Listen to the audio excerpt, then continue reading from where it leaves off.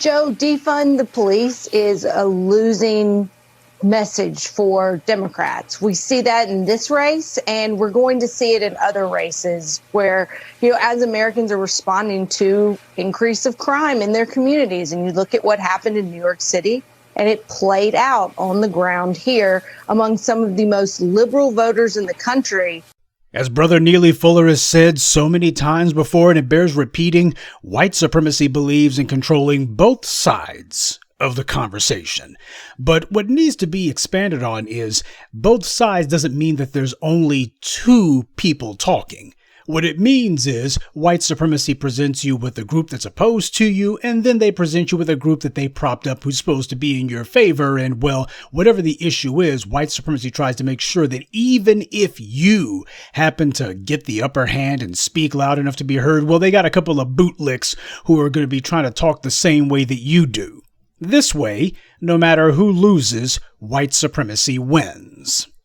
The latest example of this strategy of controlled opposition is being demonstrated in New York City right now, where there's an alleged ex-cop, by the name of Eric Adams, a former police captain, who it now seems poised to be New York's Democratic contender for the mayor's office. Now, I had tried to hear what it is that Officer Adams was going to do to punish police misconduct, but I couldn't hear his answer over the sound of the white media and every racist from the Upper West Side of Manhattan to Staten Island cheering him on. Now, if you're not already subscribed to this YouTube channel, go ahead and hit the subscribe button now, along with the bell icon so you can be notified whenever a new video is posted. And if you're already subscribed, check and make sure that YouTube hasn't unsubscribed you. And of course, be sure to give the video a like, as well as share it on your social media. The white supremacists hate that. Last year, this nation bore witness to people taking to the streets, a series of uprisings across the country, and all of them geared around the exact same problem. The enforcement arm of white supremacy, the thugs in blue. The nation spoke in one loud, irresistible voice saying it's time to punish the police. And if the law, that is the courts and the prosecutors, refuse to do it, then the public is going to protect itself. But the police will be punished. Now, after all that happened, the white media couldn't ignore it, couldn't pretend it hadn't happened, so what they did instead was they decided to just lay low and pretend as if they were going to give lip service to the outrage in the streets while never actually validating it. But here we are, just a few months into Jim Crow Joe's administration, and what we see is the white media showing, okay, now that we've laid low enough and we think that some of those protests and the heat has died down a little bit, now it's time to start cheerleading heavy for the thugs in blue. And they're starting with New York City. That is no accident that they're starting there, the media capital of the country. And what they're starting with is a black face who's going to be pushing the white lies. In the last 6 months, we have seen 3 individuals in particular, Kamala Harris, Val Demings, and now Eric Adams, all 3 of them former law enforcement, who have decided that they're going to be the faces of the Democratic Party, all of them black, and that's no accident. This is the game. If you're going to sell a group of people up the river, you need to get one of their own to do it. You see the white media on both the so-called right and so-called left, when it's just flip sides of the same white supremacist coin, all of them saying the exact same thing. This is the end of all of that troublemaking during the summer. This is the Democratic Party showing that they're finally tired of all of those far left people and their defund the police rabble-rousing. You got the Aryan propagandists, the Associated Press. They're doing the same thing as what you saw on Schmo Joe, where you got some talking heads saying that, well, because there were so many people who objected to Trump in 2020, many on the political left took that for the country leaning hard left, and well, we're seeing the moderates.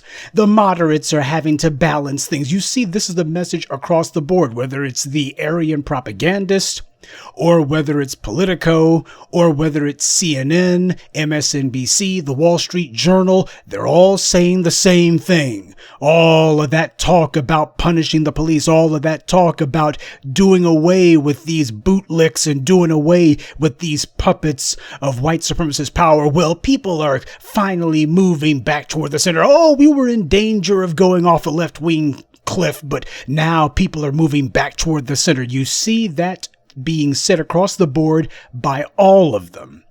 What, do you think the same person wrote every single one of them? Actually, they did. White supremacy is a hive mind, after all. White supremacy is all about groupthink, all about being on code. So you got the white media saying in one voice across the board, New York City, this is a signal event. It's showing that we can finally close the book on all of those black folks who were causing all that trouble in 2020. This is a clear refutation of all that. People are turning their backs on it because after all, once you start talking about defund the police, look at the surge in gun crime. Look at the surge in gun crime. See, people understand we need white supremacist thugs with badges, and Eric Adams has made it clear he's back in the blue. Well, he ain't saying it, but he's made it clear. Defunding the police, punishing the police, he ain't about that. So you see both the left-wing and right-wing medias who are engaged in an orgy of praise for Eric Adams. They're trying to big this guy up. You have both the left and the right praising him, and they're both doing it for the exact same reasons. It doesn't matter what source you're reading, they're all using the exact same talking points, and they're doing it with a celebratory air. This is the white media trying to tell you what you should think. The same left and right-wing media who, especially at this time, pretend that they can't agree on anything, and yet when it comes to this guy who you never heard of until 5 seconds ago, shades of Barack Obama, all of a sudden this Eric Adams guy drops down from Mars, and both the left and right-wing media are praising him, and oh, this is the Negro that New York needs.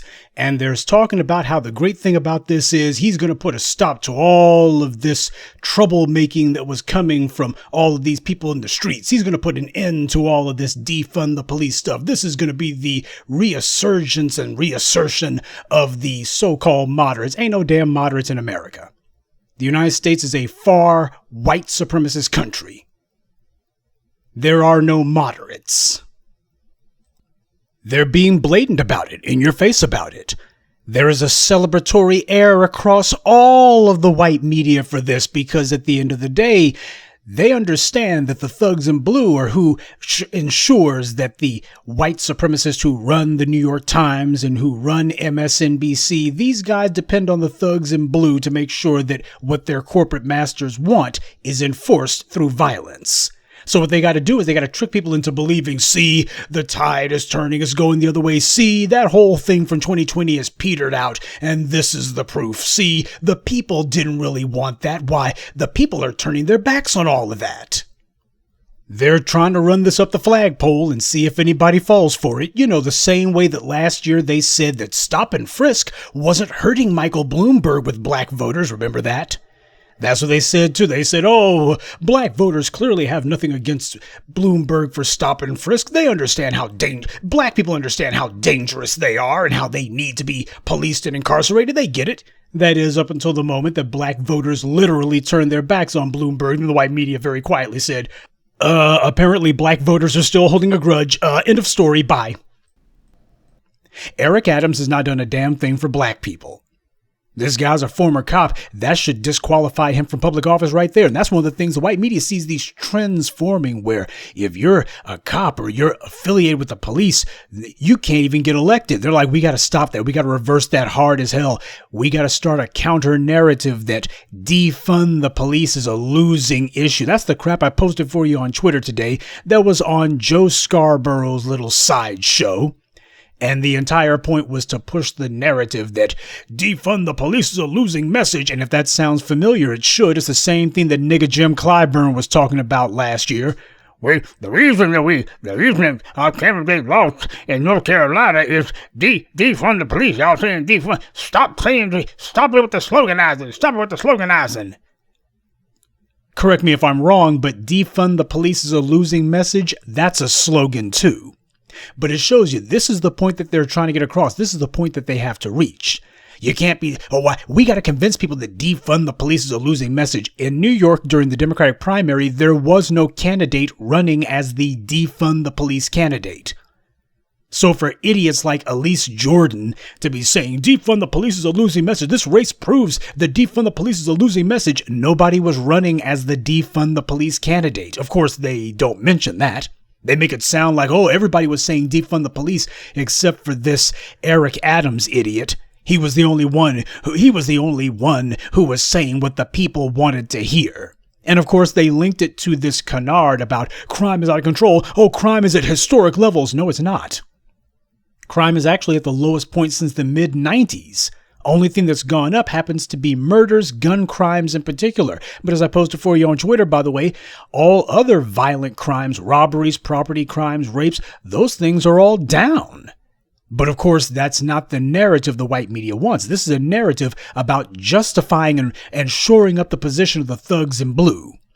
This is about trying to repair the damage that the black grassroots have done to the enforcement arm of white supremacy. When that arm gets broken, you got to put it in a splint and give it some time to heal.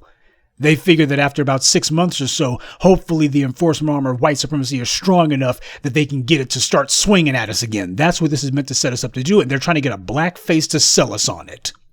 But while Joe Scarborough and his panel of liars and propagandists and morons were talking about defund the police is a losing message, you notice how nobody in the Democratic primary, not even one of them, dared to say the words law and order. You see, if defund the police is a losing message, then surely they should be able to inundate us with candidates who are saying, I'm the law and order candidate. That's me, law and order every time. I'm the law and order candidate. Nobody was saying that. Hell, even in red states, you got these Republicans who, unless you're just in the most hick-filled redneck zone of the state, nobody's running around in these red states saying law and order. Even they've had to pipe down on it in most cases. And yet in New York City, I'm being told that defund the police is a losing message, but where's the law and order candidate at then? If it's such a losing message, then who's running as the I back the badge candidate? Who's running as that candidate? None of them was. See, this is the fine art of propaganda under white supremacy. You can go all the way back to the Romans with it. You make your victories sound great and make your defeats sound even better. The truth of the matter happens to be that in New York City, there was nobody running as the black candidate. There was nobody running as the punish the police candidate. There was nobody doing that. So it's a lie to claim that defund the police is a losing message. But what it tells you is the white media strategy. Expect them to be camped out in as many red enclaves as possible. And every time that they have somebody who wins a political race, they as many cops as they can get in there, what have you, they'll claim that everything is a defeat for defund the police. Nobody wants to defund the police. Oh, that's a losing message. That's a losing message. Nigga Jim Clyburn was the one who started that mess. He was the one who was the tip of the spear on that one. He was their little crash dummy to go ahead and test drive that talking point, and now they're pushing more of it. So for the black folks in New York City, you see what's going on here. You got somebody who's trying to figure out if he can slip one by you. This is meant to be a restoration of the old order, but what needs to be remembered is it's not as if Eric Adams was the only candidate of the thugs in blue. See, all of them were, and that's the point that I need my people to understand. You're going calling yourself voting and you're looking at folks who you did not put on the ballot, that's a problem. Because what it means is you didn't choose any of them. So how can you say I chose a candidate? You didn't make a choice at all. You simply chose one of the people who white supremacy put in front of you. That would be no different than having Derek Chauvin or having Dylan Roof or having Amber Geigers in front of you and having the white supremacist ask, now, which one do you want to kill you? Well, I made a choice. You didn't have a choice. You got white supremacist candidate A, B, or C. Had one of my folks on Twitter who was pointing out that this election was stolen from Maya Wiley, and we'll get to the whole thing with the New York Board of Electors, or whatever the hell they call themselves, that Board of Elections, that whole fraud. We'll get to that in a minute, but we need to understand something. I already just got through doing a video essay about Maya Wiley about a month ago. For those of you who missed it, the title of the video is White Media Keeps Throwing Money at Discredited Bootlicks. It was posted on June 10th. Half the video deals with Mark Lamont, you big dummy Hill, and this new little do-nothing make-work job he's got over at DNC. Whatever the hell they call that little broom closet he's in. And the other half of it dealt with Maya Wiley. Particularly, I had a huge emphasis on the fact when this woman was on the NYPD oversight board, you notice how she doesn't have any heads on her trophy wall? And by the way, that oversight board that she was on, they overturned hundreds of their own police misconduct findings. That's the organization that she was part of. But because of the fact that you got people, again, white supremacy controlling both sides of the argument, she gets to walk away from that and say, I was part of the police oversight board committee, blah, blah, blah, blah, blah. She gets to say that and you'll be like, well, if she was on the misconduct board, that meant she must have been doing something. Again, not checking anybody's paperwork. You never actually check to see how many heads does she take? How many cops does she run out of their department? How many of them does she put in jail? How many of them does she get their state certification taken away from them? Nothing. Maya Wiley is just another lifelong Democratic operative, just another shill. She got put on television because she was already plugged in. She's been licking boots for a long damn time. So if you think that choosing her is different, obviously you have shown intellectual laziness. This is the problem with a lot of black folks. We don't ever actually do our homework on these folks. We never check anybody's paperwork. This is the reason why TBA talks about that all the time. You need to be checking people's paperwork. For those of you in New York City who might have thought, oh, Maya Wiley, she would have been different. I've seen her on MSNBC and CNN. Yeah, because MSNBC and CNN never put on anti-black bootlicks. They never put on any of these melanated flunkies who were supposed to mislead us. MSNBC would never do that. But Maya Wiley, she was also throwing her Burger King crown in the ring to try to run for mayor of New York, and she failed. So the Democrats will find some other make-work job to give her. Well, if all else fails, I'm pretty sure that Wiley can get her old job back on the Civilian Complaint Review Board. She can just go ahead and bide her time there with that little make-work job, little patronage job until the Democrat powers that be find somewhere else to put her. And who knows, maybe she'll get a gig as a permanent panelist on CNN or something like that if they need, just in case they need a spare Negro every now and then. But the point that I'm making is you get happy about some of these folk and you're saying that the election was stolen from her as if she was going to be any different or any better. She was selected by the exact same anti-black racist who selected Eric Adams. This is a distinction without a difference. And as black folks, we're supposed to be smart enough and industrious enough and inquisitive enough and angry enough to want to find out, is there a difference? This is not the time for intellectual laziness. Can't have that. And as for the claim that the election was stolen from her, keep in mind, this is the same Democratic Party that decided that they didn't want to have Bernie Sanders as their candidate. No BS on the ticket this election cycle, I see. But that doesn't surprise me. So what? Problem with Maya Wiley is she would not have been a strong enough, as they put it, media. As a media template, she wouldn't be strong enough for the message that the white media and the Democrats want to send, which is all of you niggers who were out there putting our backs to the wall last year and you backed us into a corner. Well, now we're going to try to push our way out of it. That's what Eric Adams' selection. And I have no illusions about that. The city's board of elections, these guys, they didn't botch any of that ballot. It's a matter of a selection had been made, a decision had been made. A strong message needed to be sent. Oh, we're going to be making sure that the thugs in blue are protected, and we're going to have a black person out here, a black man in particular, who is going to be cheerleading for them. Yeah, all these black men who have been murdered by the police. Well, now you're going to have a black man who proudly shows everybody that he was part of the New York punk division, the New York Police Department, and he's going to be the one singing the police's praises. And he's going to be the one justifying all the police murders of black people that are to come. You're going to have him out there doing that and telling you, I'm black too, and I got black kids and black parents, and y'all should leave it to me, and I want y'all to know I'm concerned, and Isaac gets to the bottoms of this.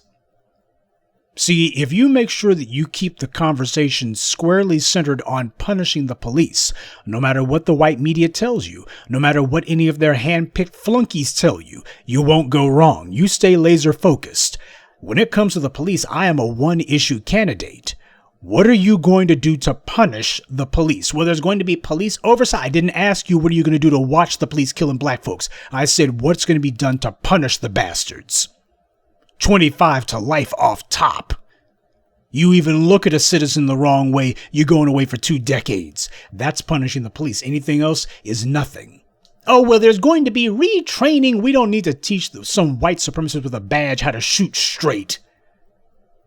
Well, there's going to be sensitivity training. Damn that. He can read all about Frederick Douglass while he's cooling his heels for the next 30 years.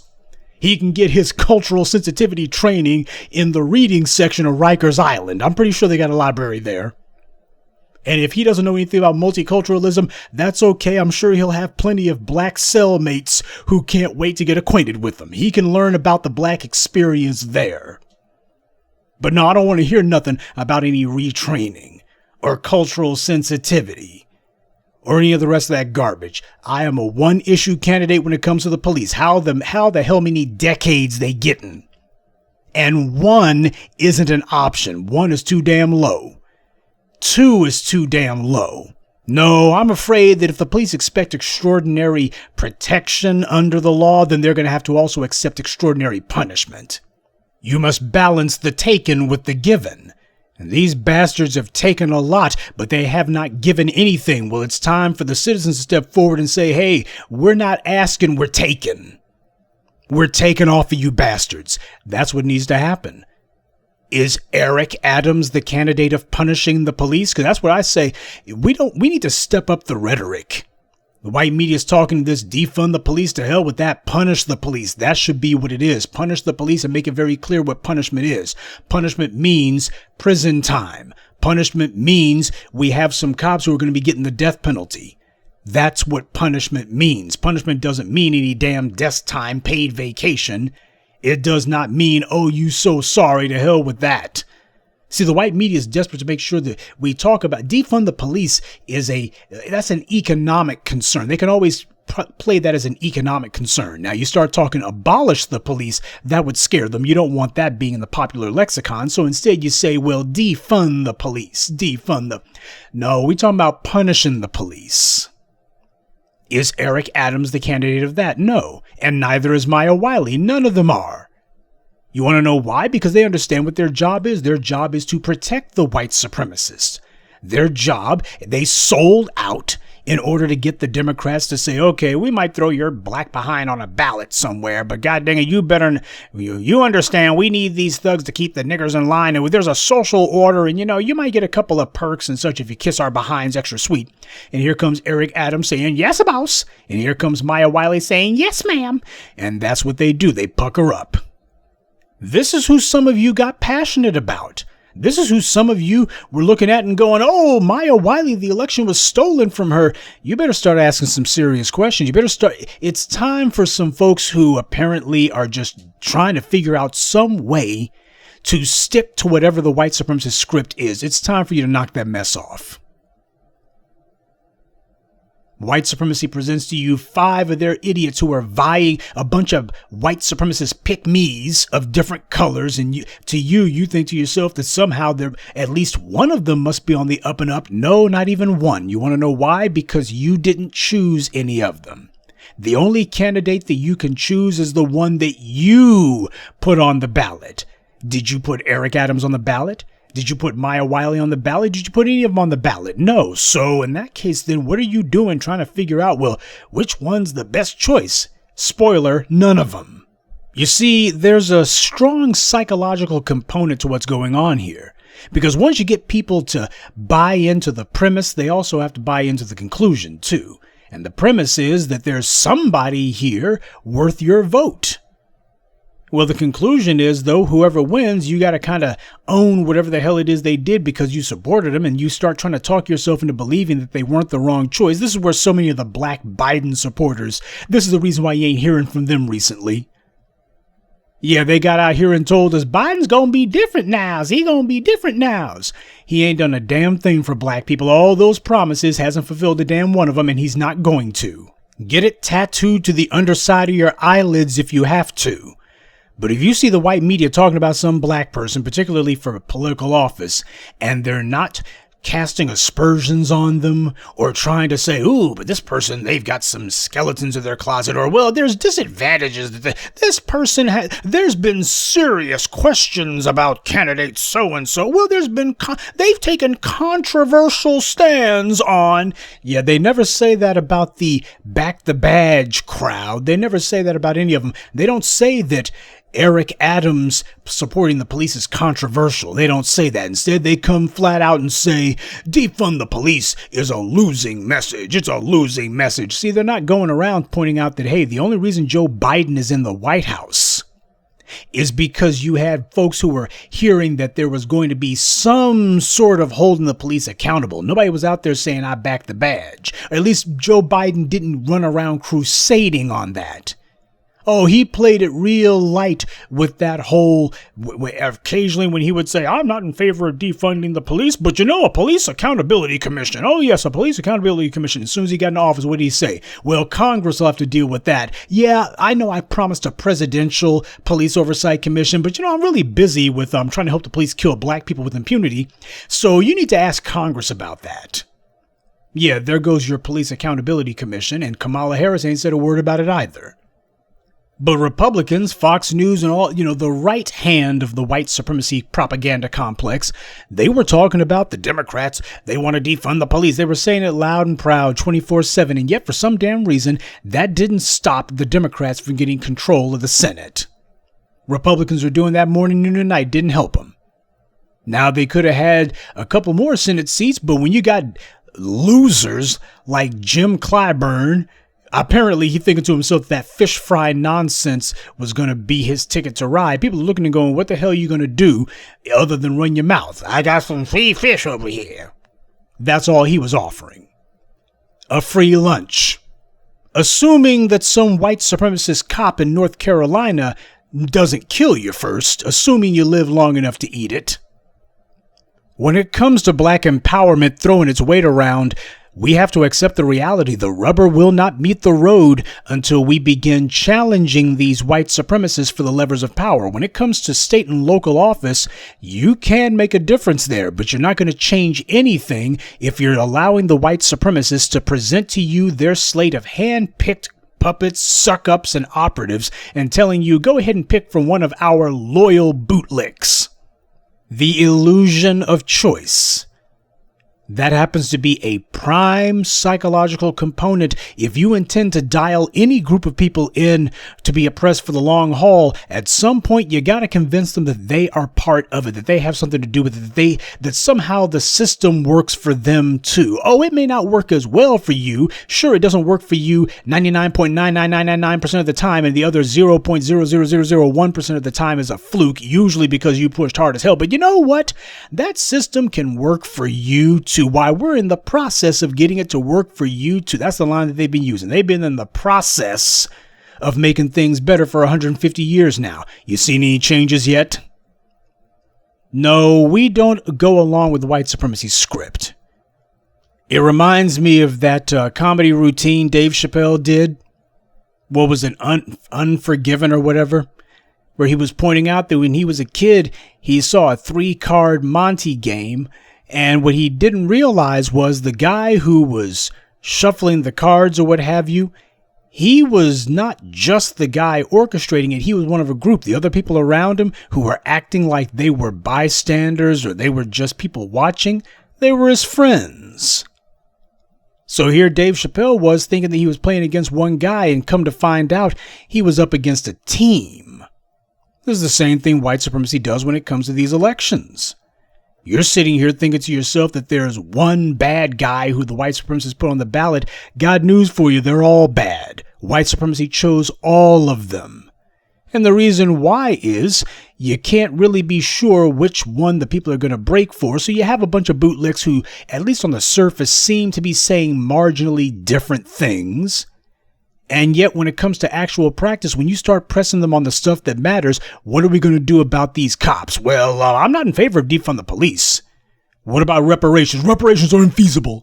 There's not enough money. I'm just not for that. Then you find out that these guys, they pretend as if they differ on certain things, at least rhetorically they differ. But as soon as you start pressing them on the important stuff, then all of a sudden they show that they are all in lockstep. They show you the consistency. Not one of your 6 to 7, 10 to 12 candidates says, now here's how we gonna cut this check for black people. Democrats had a clown car of idiots on stage in 2008, and not one of them was talking about reparations. In fact, they all say ain't gonna be no reparations. None of us are in favor of that. You got like 10 plus idiots, and not one of them, even by just a matter of statistical error, not even one of them is saying, yes, I have a plan for reparations. I've been advocating it for years, and here's how we implement it.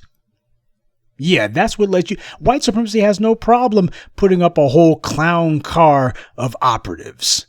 Hell, that makes the con even better. You're sitting here thinking, well, hell, if this many people are on stage, well, surely that's because every conceivable viewpoint is being chosen, being pushed here. And then you got a bunch of mostly white campaign staffers who are telling you, things would have been different if you had supported Andrew Yang. Things would have been different if you had supported Elizabeth Warren. Things would have been different if you had supported Bernie Sanders. Well, the only issue of the day that matters is reparations. And when we asked Bernie the bigot about it, he said it wasn't feasible. Elizabeth Warren said, check. A check for what? Andrew Yang was talking about a check, but he said a check for everyone. Now, if black folks happen to be at least 50 feet artificially in a hole 50 feet lower than everyone else, you sit there and decide that you're going to give black folks a 5-foot ladder and you give everybody else a 5-foot ladder too, then what happens is the gap is still maintained. Black folks are still up below everyone else, and that's what the point is. We're giving a check to everyone. Yeah, we're going to deal with the deficit that you're at by making sure that we maintain everyone else's lead ahead of you. You see, when it comes to maintaining the enforcement arm of white supremacy, the Democrats and Republicans are both on the same team. Hell, how many of these killings of black people by the police have happened in strong Democratic enclaves, places where Republicans couldn't get elected to save their lives, and yet the Democrats are backing police murders just like the Republicans. This is what you see. This is what controlled opposition is for, just in case too many of the people wise up to the scam. Just in case too many people figure it out and begin revolting. Why? You can have the controlled opposition. They'll be the ones who come in and say, you should vote for us. Sure, we haven't done a damn thing for you. We only speak rhetorically about what we claim is in your interest, but you go ahead and vote for us. Well, what about punishing the police? Well, that's not feasible. I'm not in favor of that, but don't worry. I'll take care of you on other things. We'll do other stuff. Well, what are you going to do? Well, everyone's going to get a check. It doesn't matter if you're white, black, brown, yellow, whatever. Yeah, but the white, brown, yellow, LGBTs, immigrants and such, they were not historically disadvantaged like we are. They are not targeted today, right now, like we are. So, but what you're doing is you're rewarding everybody for being non-black is what you're basically doing. If the Republicans find that their position has been eroded away so badly that they're not able to stick up for the thugs in blue, then the Democrats, without skipping a beat, they'll come right in. We're going to make sure the cops are protected. We're going to make sure these Negroes do not punish the police. And that's how you get crap like this. That's how you get crap like Kamala Harris. Now, before I go any farther, I want to make sure that I'm clear on one thing. Look, at current, where we are right now, we have not yet reached critical mass as far as support with the resources necessary to go after a big fish like the New York mayor's office. And truth be told, I don't think that trying to strike at a mayor's office is the most important thing that we can be doing. Besides, keep in mind, no mayor gets anything done without the city council's support. I would say that it would be far more important, at least especially at this stage, that we start working on things we can actually do, things that make it where even if you got some racist mayor that you can't stand, at the very least you have people who are in the room. City council seats are a lot more feasible at this stage than going after a big mayor's office. Don't get me wrong, in certain cities, especially places like, say, Ferguson, where if you get enough folks at a local Sunday school, they can pass the hat around. And if people are actually serious about it, you can easily come up with enough money to capture a mayor's office. But what I'm saying is, even if you did have a good mayor in there, he would find himself besieged by a city council that's still controlled and captured by a bunch of white supremacists. Power comes up from the grassroots. Power is used as a shield long before it's used as a sword. First order of business is to make sure that these thugs in blue are not able to attack us with impunity. That's the first order of business. Make it where when they try some mess, they have no friends in government. They're going to be attacked. They're going to be called out. They're going to be pointed at. They're going to find themselves besieged at every turn. That's how you start putting a spine into some spineless people. It's also how you put the white media on the defensive and keep them there.